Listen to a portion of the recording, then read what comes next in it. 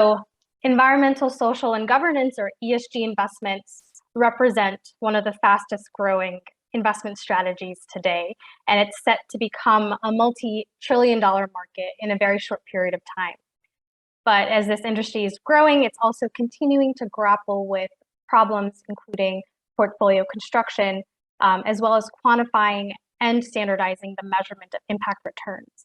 And to address this problem, Luke Wilcox founded Ethos ESG in 2019. To introduce the company and to introduce Luke, before I turn it over to him, Ethos ESG is a fintech platform that serves financial advisors, investors, and institutions to help them align their money with causes that they care about, including racial justice, climate change, LGBTQ equality, and more.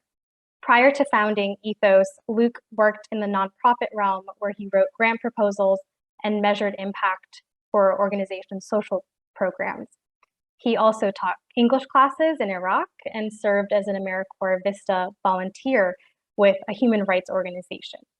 He then earned his MBA at the University of Minnesota, which launched him into a career as a McKinsey consultant, where he led data and strategy projects for Fortune 500s. And most excitingly, Luke is a recent dad with an 11-month-old daughter, Billy, and he's still grappling with the lack of sleep involved with being a first-time dad and a founder simultaneously. So thank you, Luke, for joining us today. And we're so excited for this conversation. To introduce how WoWE knows you, we started off as an Ethos customer, and then we also are an early investor in your seed round and a board member. And this is all part of our holistic approach to approaching ESG as a growing area of investing. We want to participate and drive change in these, relatively earlier stages. And our seat at the table really allows us to influence gender intersectional investing and metrics when these broader tools are being developed for asset owners and managers.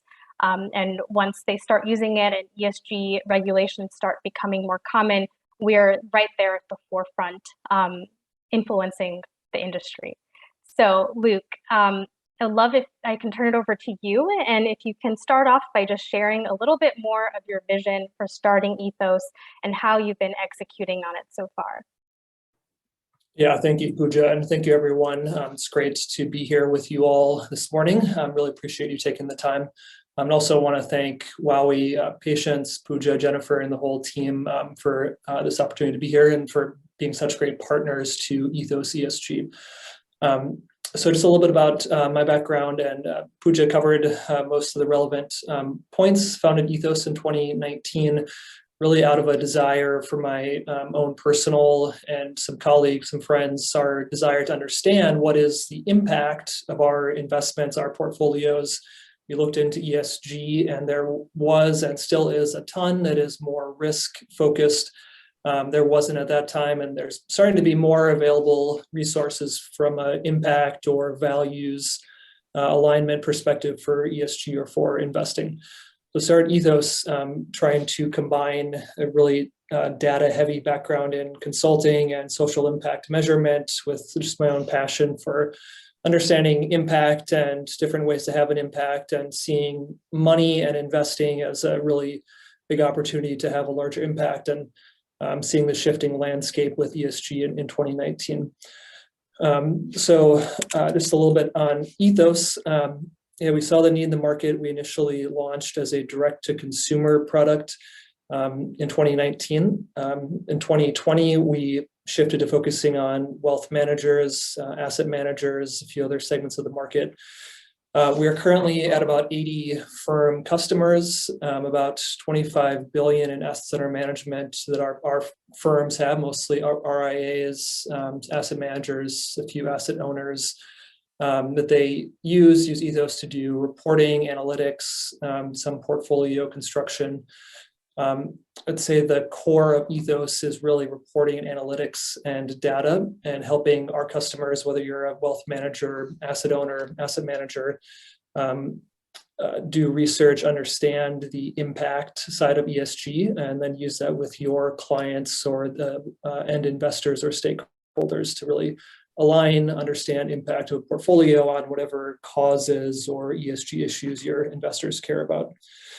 I have about 8,300 companies that we cover with ESG ratings and analysis, about 6,000 mutual funds and ETFs. That number is always growing. That is underlying ethos is that we aggregate a lot of data and use that data to do analysis, do ratings of companies, funds, and portfolios. So let me pause there, and that's a brief overview of ethos. Thanks, Luke. And I want to ask you, I think many people here are probably aware of players like MSCI, Sustainalytics, and As You Sow. Can you share more about how Ethos compares to those other platforms?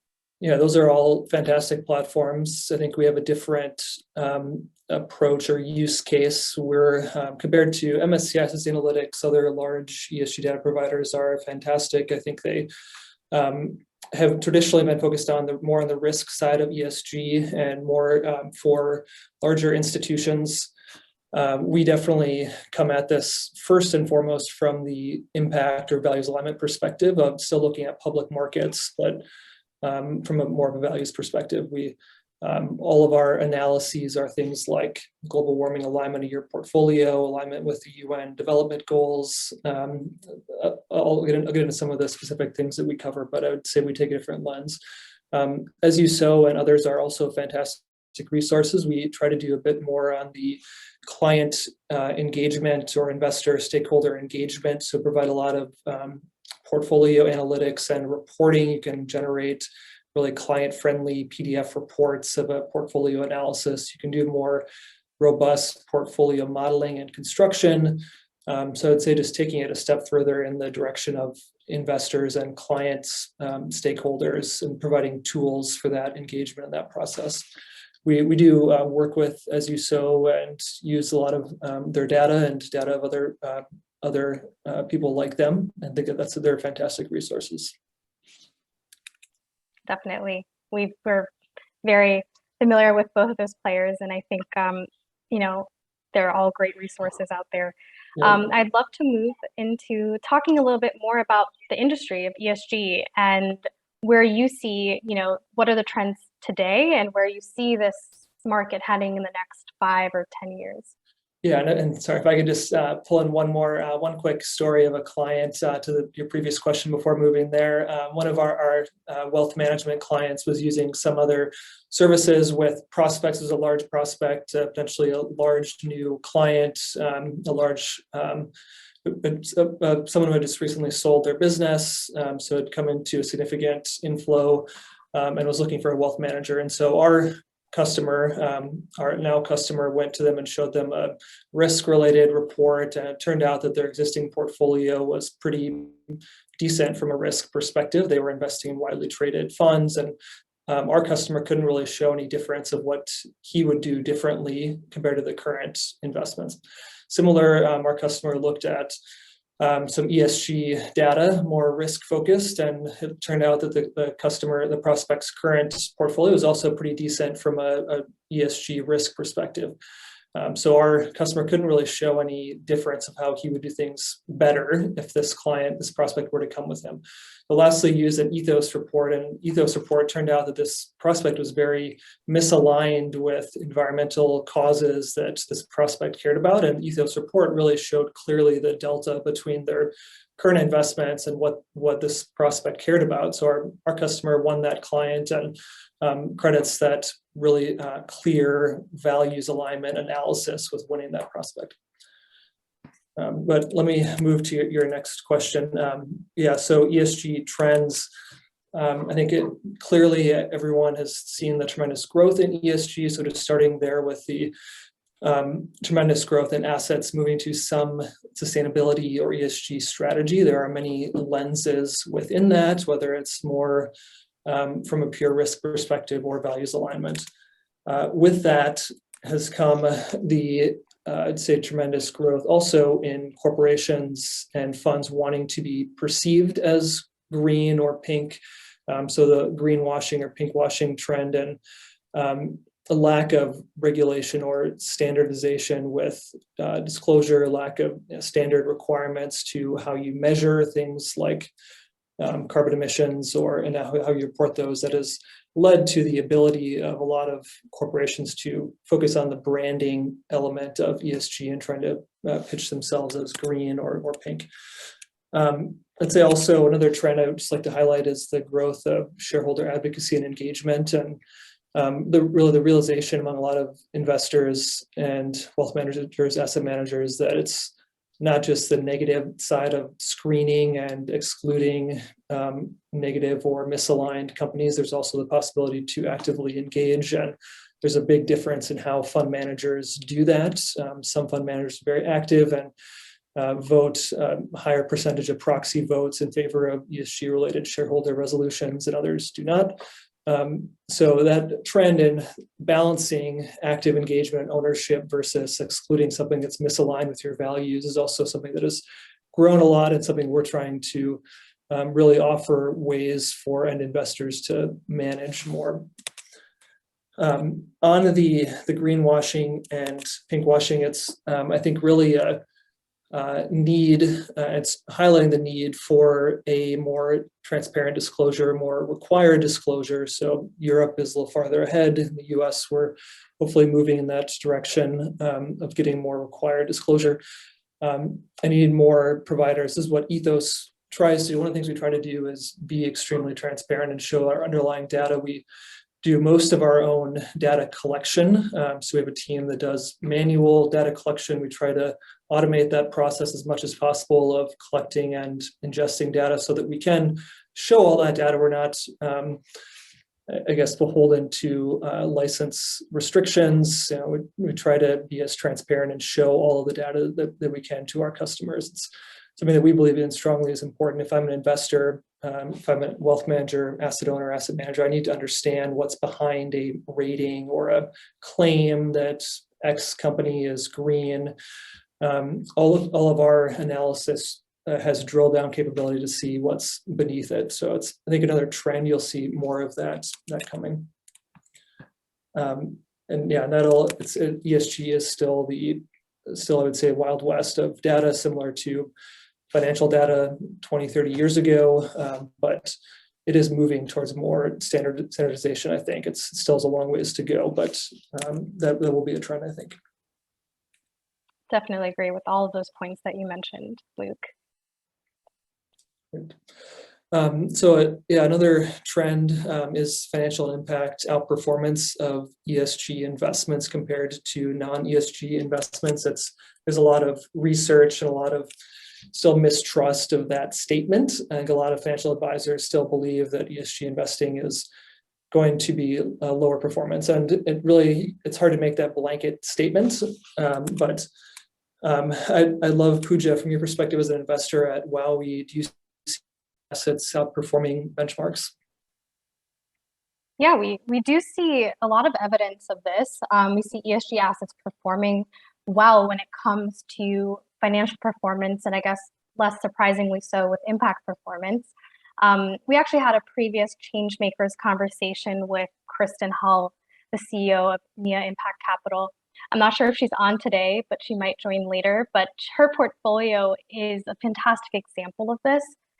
We can also talk a little bit about WoWE's portfolio as well.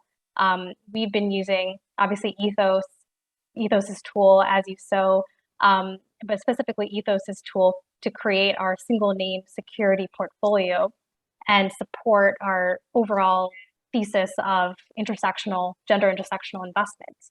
And recently, Luke, I don't know if she mentioned this, but you've launched an optimizer tool to help clients create single name security portfolios to track to a certain index and also layer in their own causes and screens that are important to them. And so we've been using this tool as an early user of it, and we're very excited about the potential of this. And what we hope to do within the next year is to use this to build different portfolios of securities and kind of test out which causes, which screens are making the most material impact to financial and impact returns. And so hopefully by this time next year, we can have a more fulsome view on what is the correlation of different causes and screens. So, I mean, looking backwards though, our portfolio has done pretty well. We've returned north of 35% on our public markets portfolio since inception in April 2020. And as far as impact performance, we've also beaten various benchmarks. So very, very, excited about our portfolio and also where it's heading. I've spoken about using Ethos as a customer now, but I really want to also dive into how we're a partner and how we're a seed investor in Ethos. We are so excited about the growth of the company so far, and especially when the market is rapidly growing, this is a great opportunity for WoWE to influence the industry, like I mentioned before, and to centralize that thesis of women as change makers in ESG. So, we serve on your board, and that gives us a seat at the table, especially at Ethos, one of the earlier movers in the space. So, Luke, the question that I want to pose to you is, why is having diverse representation at the table important, and what kind of partners are you seeking at Ethos? Yeah, thank you. WoWE has been a fantastic partner. I think there are a few clear reasons. One is it's easy to have implicit bias if your team is all the same, and I definitely come from a specific background, and teams do, and having diversity has been shown in many instances to add additional value from a idea risk perspective. Two, though, I think just from my own experience, serving in the nonprofit world, serving with underserved communities. So I taught English classes in Iraq, for example. I served with human rights companies here in Minnesota. And one of the key tenets of that work was always that it can't be people from the outside of a community serving that community with single direction. The people in that community have to be leading the work for that community. So I served with a lot of Iraqi Americans during the Iraq War here in the US, and helping them adjust to life in the US during a difficult time. And we were very careful to always have Iraqis on our board of advisors and helping to direct our work. That background has really instilled, I guess, a clear knowledge of the benefits of having diversity on a board and being led by the communities that you're hoping to work with and serve. And besides that, WoWE has been just a tremendous partner from a financial perspective, understanding of the markets, understanding of the foundation or an endowment's perspective, helping us develop our product. And so we're seeking more partners in the I guess we're hoping to continue to diversify our board of directors, our people that we work with from a whole variety of perspectives. Yeah, and we're very excited to do that as well with you, and also be a partner in developing products with you and influencing the market through those ways. Yeah, thank you. Annette, I'd love to understand a bit from your perspective, why do you think it's important to add this gender-specific focus to ESG investing? Do you see gender intersecting with ESG? Yeah, definitely. Well, it really ties back to what our core thesis is, and that's that women and girls are change makers and actors, rather than beneficiaries of and victims of global challenges. So we definitely see that we need all hands on deck, not just men, but men and women coming together to address ESG issues. And women are fantastic problem solvers. They're often the ones that are close to crises that need to be addressed, but we don't see female talent being utilized. And so if women are brought closer to innovation, closer to decision-making and capital allocation, we think we can create more successful solutions. And so when it comes to how gender and ESG intersect, we see there's a clear, well-documented intersection between governance and gender, the G. Fortune 500 companies with female board members have better financial performance, for instance, and teams that are gender diverse typically outperform in terms of profitability compared to their peers that are less diverse. So that's well documented. The link between gender and environment and social is less documented or less accepted in the market. So more work needs to be done here, but at WoWE, we've done a lot of research into this. When it comes to environment, we found that women are critical actors on the demand side of climate mitigation solutions. They're direct users of natural resources. For example, women represent over 50% of smallholder farmers in some countries. And so they know the land well, they're able to implement regenerative agricultural practices. And why this is important is 1/3 of greenhouse gas emissions come from agriculture and deforestation. And so women are really at the forefront here being change makers and reducing the effects of climate change. When it comes to the S, at WoWE, we view S as social infrastructure, so healthcare and education. And we see that women make up more than 70% of healthcare workers and 60% of educators. So again, with all of this data, it should be pretty simple to say that women need to be centralized in ESG and not just be beneficiaries, but they, can be change makers in this space. So, that's definitely why we're, looking forward to working very closely with you to bring this out. And like I mentioned, we are going to be collaborating with you to co-develop products, go deeper into the gender intersectional metrics and KPIs and screens, also conduct joint research with you as well and to create new data sets, methodologies. And so, I think let me stop talking. I want to turn it over to you, Luke. I think people are maybe very interested in seeing what the platform looks like. And so maybe we can do a screen share and a short demo to walk through the capabilities of the platform. Yeah, thank you. I'll keep it very brief. But also wanted to mention on the question of gender intersection with ESG. We did a analysis last summer looking at over 1,000 impact assessments done on Ethos, which is basically a questionnaire of what causes you as an investor care about. And the top 2 causes were climate related, as you might guess. The third cause was gender equality. Out of all the causes in Ethos, gender is top of mind for a lot of investors. So let me quickly share my screen. Okay, can you see my screen okay? Yes.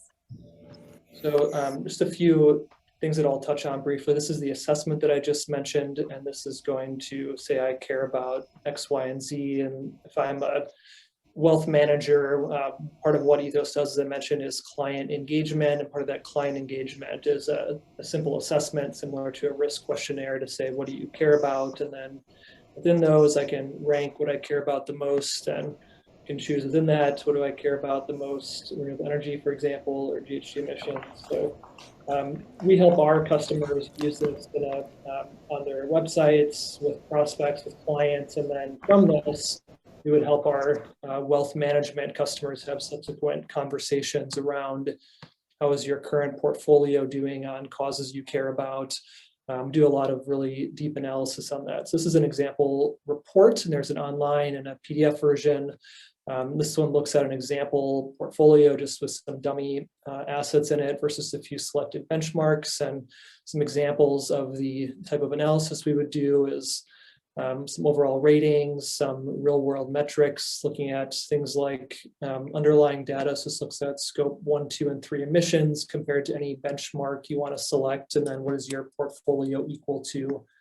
Just a way to equate the underlying data to some easier to understand metric. Some ratings on the causes that a client has selected, UN development goals, alignment, global warming alignment of your portfolio versus the benchmarks. So there's a whole bunch more analyses here just to give you a sense of some of the things that we would do, and we'd make this very easy for a wealth manager or an asset owner, asset manager to dig into see what are your, what's the data behind this analysis, what do all these mean, and have a conversation with a stakeholder or an investor about how well aligned is your current portfolio, and then let's look at a proposed alternative portfolio, some alternative investments potentially. So here's the same thing as a PDF. You can export any report as a PDF. On the data and modeling side, so we do aggregate a lot of our own data, as I mentioned. So I can look into companies or funds and dig in to see what is all the data behind it. We aggregate about 2.2 million data points from company filings, government data, third-party data like from as you sow or others like them. And then our own research as well. We do a lot of more qualitative research into things like business model contribution to mental health or to climate action, things that are where we've seen gaps in the existing ESG data landscape, tends to be around business model or some more qualitative metrics. So I can do modeling, I can look at adding funds or companies, I can do typical screening or filter by fund type or look at specific securities. Optimizer that Pooja mentioned, I can start with an index and then set tracking error and spit out a stock-based optimized portfolio to an index. So that is extremely fast. Just wanted to give a little taste of some of the platform. But as I mentioned, most of our clients are wealth managers, asset managers, have recently started working with more asset owners, so family offices and foundations.